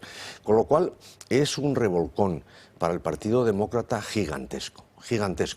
Y la vuelta de Donald Trump es una vuelta histórica. No ha habido nadie en la historia de Estados Unidos que haya logrado esta apabullante victoria que yo ayer creo, antes de ayer, ya no me acuerdo, decía que yo veía posibilidades para Donald Trump ganando. Vamos aquí el lunes. Pero no este nivel. O sea, 5 millones de votos populares de diferencias. Bueno, y 20 millones que ha perdido Kamala frente a Biden. ¿Dónde han ido esos 20 millones de votantes? Es espectacular. Esto se ha saltado todas las... una vez más, aquí también lo dije, yo me he estado guiando más por las casas de apuestas que por las encuestas. Lo que pasa es que en la fase final siempre tiendes a afinar, etcétera. Hombre, ya cuando todo el mundo te va diciendo y tú, qué duda cabe que te influyen. Quizá son los más damnificados en esta nueva era que empieza ahora, los medios de comunicación tradicionales. De las repercusiones internacionales, luego nos ocuparemos de las españolas, pero de las internacionales, pues todos han ido a felicitar, lógicamente, al nuevo presidente que entrará en funciones a partir del 20 de enero. A muchos nos ha llamado la atención la falta de una felicitación, de la manera que sea, del presidente ruso Putin, siendo que la victoria de Trump va a suponer que haya menos ayudas en el futuro de estadounidenses en la guerra de Ucrania, y eso a Putin le va fenomenal. Bueno, lo que pasa es que tampoco estamos hablando de que se va a entablar una negociación dentro de un nuevo escenario. No sé si lo mejor es una felicitación inmediata a Donald Trump. Ahí tengo mis dudas, yo no conozco la idiosincrasia de Putin. Y por lo tanto pues no sé cómo operará, igual resultaba demasiado obvio, no lo sé. No lo sé, lo que es cierto es que entramos en un nuevo escenario internacional y además definitivo, es decir... ¿Con un jugador duro? Con un jugador muy particular, que tiene las cosas muy claras y que encarna sobre todo un espíritu que los Estados Unidos nos lo llevan diciendo, porque yo creo que los grandes perdedores de toda esta operación somos nosotros. Es decir... Europa, ¿quieres decir? Europa, sí, Europa, claro, pero estamos dentro de Europa y entonces Europa, pues a pesar de que nos han dicho ya desde la época de Obama que no nos hizo ni caso. Obama vino a recibir el premio Nobel al principio de su mandato y hizo una gira de despedida al final de su mandato, que es cuando viene a España, y a la NATO le dijo aquella famosa frase de freedom is not free, o sea, la libertad no es gratis. Siempre con mejores palabras, con mejor tono, pero el mensaje era exactamente igual de duro. Estados Unidos ha girado hacia el Pacífico. Su gran enemigo es China. China lleva 40 años ahorrando el 40% del PIB para inversiones e investigación, mientras que nosotros, en términos generales, Occidente, si llega al 20%, ahí está bien. Entonces, son muchísimos años en los que ellos han privado a su ciudadanía de todo lo que puede ser el bienestar económico del que puede disfrutar la sociedad. Es decir, no las demandas sociales, dado que es una dictadura, son acalladas por completo, y han hecho han amasado una tonelada de dinero en términos de ahorro, etcétera, que ahora Trump pretende, pretende entre otras cosas que evolucionen a la democracia, porque claro, si les pone aranceles, eventualmente la demanda va a tener que ser demanda interna. No, la demanda internacional bajará, pero la demanda interna, si no, el país se para. Entonces, ¿qué es fomentar la demanda interna? Obligar a la gente a consumir, obligar a la gente a invertir, ahí empiezan ya la gente a demandarte cosas. Es decir, es cambiarles el paso. Estos son intereses americanos puros y duros. Y nosotros lo que pasa es que yo creo que Europa nos hemos acostumbrado durante 70 años a vivir bajo un paraguas de protección de seguridad americana, que nos ha permitido, entre otras cosas, dedicar una tonelada de dinero que no dedicábamos a la defensa, dedicado a todo nuestro estado del bienestar, que por cierto luego ha dado lugar en ese bienestar casi al oasis del balneario europeo, donde ya uno puede proponer lo que le parezca o lo que le venga en gana, porque como en definitiva hay parte del presupuesto que lo paga otro, pues pero fíjate que Trump deja muy claro que nosotros teníamos que llegar todos al 2%. Nosotros estamos en el 0,2%. Entonces, de gasto militar. Es decir, es una América centrada en el principio de realidad, que es una cosa que tendemos a olvidar, que es que la realidad existe. Y como las naciones se manejan por intereses, pues o tú juegas tus cartas bien o vas a estar peor colocado. Sí, señor.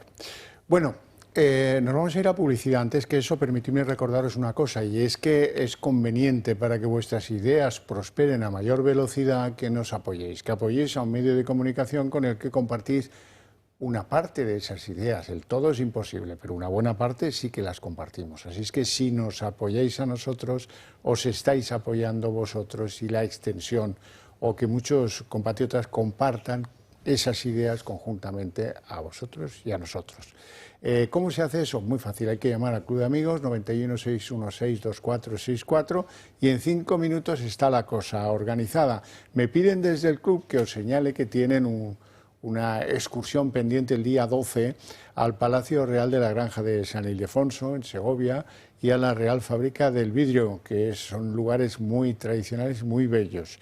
Y también me piden que os recuerde que el 29 de noviembre el club se marcha a Murcia para sostener uno de sus debates en libertad, con unos invitados excepcionales: José Ángel Antelo, Javier Borrego, Luis del Pino, Julia Ariza, y pues en ese debate se anticipa ya que la conversación tiene que ser interesante.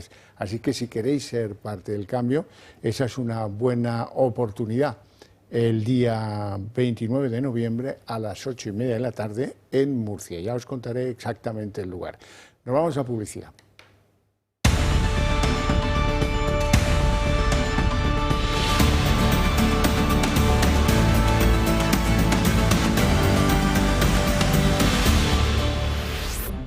El día en 30 minutos. Trump ha arrasado. La verdad es que ha concitado 5 millones de votos populares más que Kamala Harris. Eso es una victoria, vamos, impepinable. Pero es que ha ganado el Senado, pero es que tiene el Supremo, pero es que está a punto de conseguir la mayoría republicana también en la Cámara del Congreso, y eso es mucho.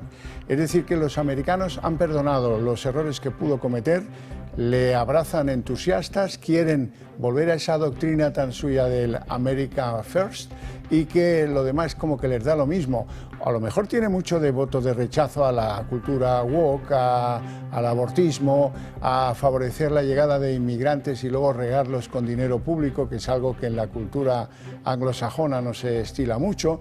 La verdad es que los latinos, por ejemplo, han apoyado casi mayoritariamente a Donald Trump, y hoy lo que tiene Donald Trump pues es un futuro en el que durante al menos 2 años, los 2 que duran hasta las elecciones a media legislatura, va a poder hacer a su gusto, va a poder practicar a su gusto la política que en otro momento pues parecía impensable en Estados Unidos.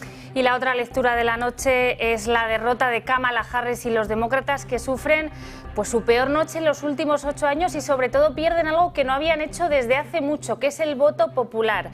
Kamala Harris escogió anoche Howard, la conocida como Universidad de los Negros, para seguir ese recuento electoral, pero decidió no comparecer después de lo que debió de ser para ella una pesadilla de noche. Sí lo hará en las próximas horas, en concreto a las 10 de la noche, hora española. Y lo que sabemos, también noticia de última hora, es que después de todo el día ha mandado un mensaje felicitando a Donald Trump. Donald Trump se convertirá en el 47 presidente de los Estados Unidos y vuelve a la Casa Blanca tras arrasar a Kamala Harris en los comicios.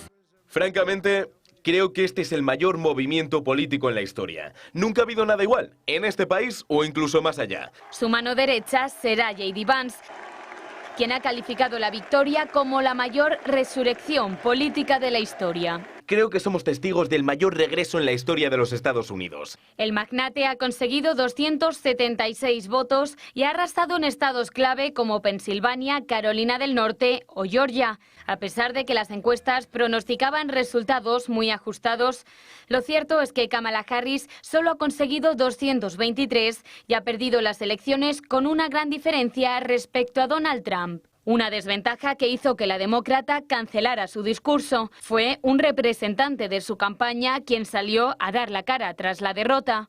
Donald Trump ha recuperado la Casa Blanca, pero también el control del Senado. Los republicanos tratan además de mantener la mayoría en la Cámara de Representantes. Contaban con una mayoría de 222 escaños y el gran objetivo es superar los 218 necesarios para conseguir la mayoría. Si esto ocurre, Trump se lleva todo el poder, la presidencia, la Cámara de Representantes, el Senado y sobre todo una mayoría de jueces del Tribunal Supremo nombrados por él. Todo esto de momento está garantizado durante 2 años porque en 2026 se realizarán las elecciones de medio mandato en las que se elige todo el Senado y parte de la Cámara de Representantes. El magnate neoyorquino tomará posesión el próximo 20 de enero. Pues son las 9 de la noche aquí en España y en estos momentos así está el mapa de los votos electorales. Trump gana con 291 votos frente a los 223 de Kamala Harris y volverá a la Casa Blanca. El mapa de los Estados Unidos se ha teñido hoy de rojo y Trump ha conseguido hacerse con muchos de los estados bisagra que hace 4 años cayeron del lado demócrata. Estados hablamos como Pensilvania, Georgia, Carolina del Norte o Wisconsin. Y no solo es eso, sino que recupera el Senado y todo apunta a que se harán también con la Cámara de Representantes. Aquí en España la victoria de Trump ha provocado todo tipo de reacciones en los líderes políticos. Una de las más llamativas ha sido la de Pedro Sánchez, que ha felicitado al expresidente cuando aún no estaba confirmada su victoria. Sánchez nunca llegó, por el contrario, a dar la enhorabuena a Javier Milei, pese a que su ideología política está tan en las antípodas o más como la de Donald Trump. Las respuestas a la victoria de Donald Trump no han tardado en llegar en el ámbito político español. Pedro Sánchez no ha tardado en felicitar al nuevo presidente de los Estados Unidos. Llama la atención la rapidez, ya que Sánchez ni siquiera felicitó públicamente a Javier Milei. Esta vez lo ha hecho a través de su cuenta de X, en la que ha señalado la cooperación entre ambos países y remarcado su relación a través de la OTAN. Un mensaje que sorprende sobre todo si tiramos de hemeroteca. En 2016, cuando Donald Trump consiguió por primera vez la presidencia, Pedro Sánchez dijo que el magnate representaba la antipolítica. Abascal ha sido sin duda el líder que más ha aplaudido la victoria del republicano. Ha dicho en su cuenta de X que es la hora de los patriotas y de la libertad. Un mensaje que el líder de Vox ha acompañado con 2 fotos, una con Donald Trump y otra con su mano derecha, J.D. Vance. El líder de los populares, Alberto Núñez Feijóo, también ha felicitado al magnate en la misma línea que Pedro Sánchez, destacando las relaciones bilaterales con la Unión Europea y también con la OTAN. La secretaria general de los populares, Cuca Gamarra, también ha expresado sus buenos deseos a Donald Trump. Una victoria democrática incontestable. Le deseamos además todos los aciertos por el bien de los estadounidenses y también por el bien del resto del mundo. Llamativa declaración si tenemos en cuenta que hace tan solo unos meses aseguró que Kamala Harris era una mujer con fuerza que había revolucionado la política. Mientras, los socios de Sánchez lamentan la victoria. Desde Podemos critican que Trump regrese a la Casa Blanca y desde Sumar aseguran que es un día nefasto que traerá consecuencias. Incluso Puigdemont ha asegurado sentirse preocupado por la victoria del empresario ante Kamala Harris. La victoria de Trump es inapelable, ha arrasado. La izquierda estadounidense se ha estrellado y con ella caen la cultura woke, el abortismo y tantas las cosas, especialmente regar con financiación que proviene del dinero público de los impuestos de los americanos a todos los inmigrantes ilegales que llegan al país. Y lo que cuesta más en votos, el aumento de impuestos que han experimentado las clases medias en Estados Unidos con el mandato Biden-Harris. Todo eso y una campaña pésima, por cierto, de Kamala Harris ha conducido a unas elecciones en las que Donald Trump ha cosechado mucho voto oculto, el de tantos y tantos millones que aún tapándose la nariz han preferido a Trump conocido que a una Kamala Harris por conocer. ¿Qué hará Trump cuando el 20 de enero sea presidente de Estados Unidos? Pues seguir con la idea tradicional y tan suya de América primero. Y con ello vendrán aranceles importantes, sobre todo para China, pero también para Europa. Y llegarán también menos ayudas, o a lo mejor hasta ninguna, a los ucranianos en su guerra por la invasión de Rusia. La Ucrania tóxica la define Trump. Eso cara al exterior, y en el interior, pues el país espera una rebaja fiscal generalizada. Hasta ahí los compromisos, luego iremos viendo. Trump tiene a partir del 20 de enero, cuando tome posesión, 2 años enteros para hacer lo que le plazca, con mayoría en las cámaras, con el respaldo de tener, y saber que los tienes, 5 millones de votos más que tus oponentes en voto popular. Las reacciones, pues miren, me ha llamado la atención la más fría, la de Vladimir Putin, que a pesar del revés que pueda suponer para Ucrania perder la financiación norteamericana, ni siquiera lo ha felicitado. El resto, lo previsible, quizá la sorpresa es que Sánchez ha querido ser de los primeros de la clase en Europa y a pesar de los pronunciamientos contra Trump durante su primera campaña, pues ahora ya se sabe que Sánchez, si es campeón de algo, es campeón de cambio de criterio más veloz que ninguno.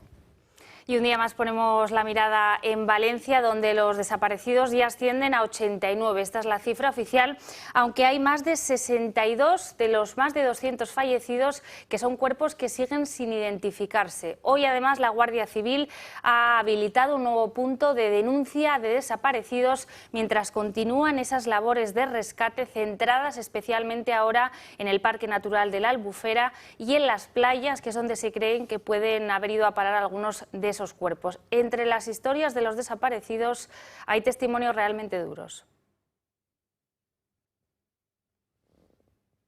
Vamos a ver si podemos escuchar esos testimonios de los desaparecidos.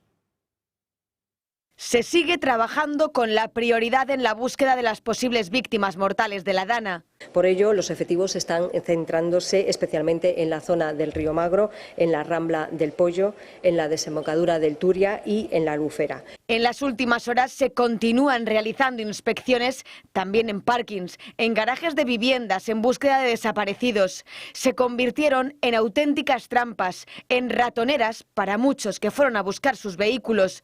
Mientras tanto, continúa el goteo de fallecidos. La cifra es de 216 personas, 211 en la provincia de Valencia, 4 en Castilla-La Mancha y 1 en Málaga. La cifra oficial de desaparecidos por la Dana es de 89 personas, con 62 fallecidos por identificar. Estos casos corresponden exclusivamente a las denuncias, donde los familiares han aportado diferentes datos y facilitado muestras biológicas que permitan la identificación de sus familiares, según el Tribunal Superior de Justicia de la Comunidad Valenciana. Y fíjense bien en estas caritas. Son 2 de esos 89 desaparecidos.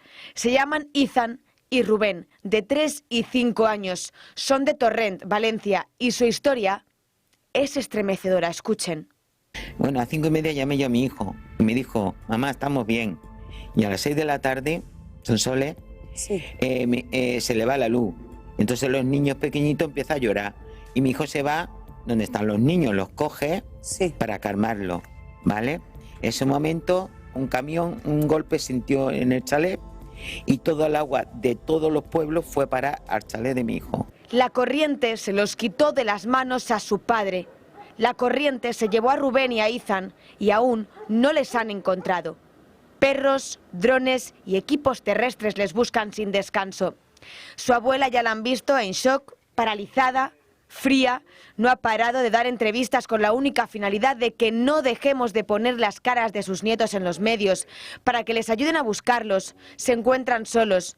Ojalá estos pequeños aparezcan pronto, por el bien de esta familia. Y es noticia de última hora, el presidente de Castilla-La Mancha, Emiliano García Paje, ha confirmado esta tarde en sus redes sociales el hallazgo de 2 nuevos cadáveres en la localidad albaceteña de Letur. Con estos 2 nuevos hallazgos ya serían 6 los cadáveres encontrados y, por tanto, ya no quedarían desaparecidos en esta localidad. Todavía queda por confirmar la identidad de estas 2 personas y la de la persona que fue encontrada en la mañana de ayer martes, que en un principio se creyó que era el vecino de Murcia conocido como Jonathan, pero que más tarde se desmintió que esa pudiera ser su identidad. Una de las caras más feas de la tragedia que están viviendo en la Comunidad Valenciana es la de los pillajes. En estos momentos se han producido ya 107 detenciones por saqueos y robos tanto en comercios como en domicilios particulares. 30 de los detenidos han sido ya enviados a prisión y el resto se dividen entre los que tienen una causa abierta en los juzgados contra ellos y los que han recibido de sus señorías la consideración de que deben estar en libertad, pero condicional. Y sigue las críticas a Pedro Sánchez por vincular ayer las ayudas a la Dana con los presupuestos generales del Estado. Mientras que PP y Vox continúan hablando de chantaje, los socios de Sánchez dicen que se pueden desvincular las ayudas de los presupuestos, apoyarlas vía decreto y que más adelante se hablará de las cuentas públicas. El Gobierno se reafirma. ¿Alguien puede pensar que en los presupuestos de los municipios afectados del Gobierno de España no va a haber modificaciones obligadas para hacer frente con miles de millones de euros a lo que acaba de acontecer? Aunque cambia el término de chantaje por el de necesidad. Que lógicamente las cuentas del año 25 vienen también marcadas por las circunstancias. Yo creo que en estos momentos hay que eliminar afirmaciones como chantaje porque creo que están fuera de sitio. Desde el Partido Popular le advierten de que no aceptarán ningún tipo de presiones. Deben llegar ya, decíamos, y además no puede estar condicionado a unos presupuestos. El camino son los reales decretos de crédito extraordinario, de ampliaciones de crédito. Y se reafirman en que los 10.600 millones de euros para ayudar a las zonas afectadas por la Dana no se pueden vincular a su sí a las cuentas públicas que solo con sus socios Sánchez no puede sacar. Lo secunda también el líder de Vox, Santiago Abascal. No tiene ningún límite, no tiene ningún escrúpulo y no tiene ninguna empatía. ¿Podía ser peor? Sí. Aunque desde el PP aseguran que Sánchez podrá contar con su apoyo al plan de ayudas que ya ha sido publicado en el BOE. La pregunta que ahora todos nos hacemos es si la vinculación de las ayudas a Valencia, Albacete y parte de Andalucía a las cuentas públicas es la única vía de escape para Sánchez. Lo cierto es que la Ley General Presupuestaria y la de estabilidad de la situación financiera permiten ajustes como la solicitud de un crédito extraordinario. Algo que si miramos en la hemeroteca ya hizo el gobierno de Sánchez para paliar los efectos de la pandemia o la crisis del volcán de La Palma, e incluso para comprar la colección de obras de la familia Thyssen. Un crédito de este tipo recibiría el respaldo mayoritario de la Cámara. Basta con aprobar un nuevo decreto ley para incrementar las partidas presupuestarias. Hace un mes, sin ir más lejos, Sánchez pidió uno de estos créditos para el Fondo de Inclusión Social y para esto no era necesario vincularlo a los presupuestos. Santiago Abascal, el presidente de Vox, anunciaba hoy una querella contra el presidente del Ejecutivo, Pedro Sánchez, y algunos de sus ministros por los delitos de homicidio imprudente y omisión del deber de socorro en la gestión de todo lo que se ha producido con la Dana. Abascal afirma que declarar la emergencia nacional, el estado de emergencia, y asumir el mando de la crisis no era una opción para Sánchez, sino un deber inexcusable. Espero que nadie se olvide de esto. No se puede blanquear más a este gobierno. No se puede ceder a ninguno de sus chantajes. Hay que hacerle oposición. Oposición total. Y por eso puedo anunciarles hoy que Vox presentará una querella contra Pedro Sánchez y otros miembros de su gobierno por los delitos de homicidio imprudente y de omisión del deber de socorro. Declarar la emergencia nacional no era una opción. Y ya son 3 los detenidos por golpear el coche oficial de Pedro Sánchez en su visita el pasado domingo con los Reyes al municipio de Paiporta. De estos 3 detenidos sabemos que uno ya está en libertad, mientras que los otros 2, ninguno de los 3 tienen antecedentes penales ni tienen lazos con grupos radicales, como está sosteniendo el gobierno de Pedro Sánchez. Esto es lo que sabemos hasta estos momentos. Uno de ellos está en libertad sin medidas cautelares y está por saber qué pasa con los otros 2. Y en el territorio estrictamente político, Sumar ha ratificado a Verónica Martínez Barbero como portavoz de la coalición en el Congreso en sustitución de Íñigo Errejón, después de la crisis derivada de las denuncias por acoso sexual contra el antiguo portavoz de Sumar. Esta nueva, Verónica Martínez Barbero, es una persona de confianza directa de Yolanda Díaz, que ha ocupado cargos relevantes en el Ministerio de Trabajo, como haber sido directora general de Trabajo, y es la tercera portavoz de Sumar en lo que llevamos de legislatura. Y en la página de tribunales, la Fiscalía rechaza reabrir el caso de Delcy Rodríguez después de las informaciones que aparecen en el sumario de la Guardia Civil del caso Koldo.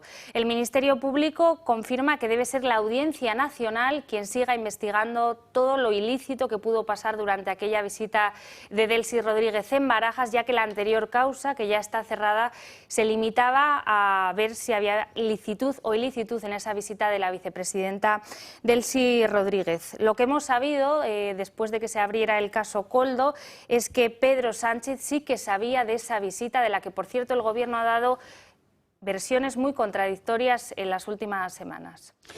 Bueno, y en la página internacional tenemos que contar que el gobierno de Giorgia Meloni, el gobierno italiano, ha decidido volver a embarcar en el buque italiano Libra a 8 inmigrantes ilegales, en dirigirlos después al campo donde no han llegado aún, el campo de inmigrantes ilegales italiano que está en Albania. Así es que el gobierno Meloni insiste en utilizar ese campo y en retener allí a los ilegales que encuentran en su territorio.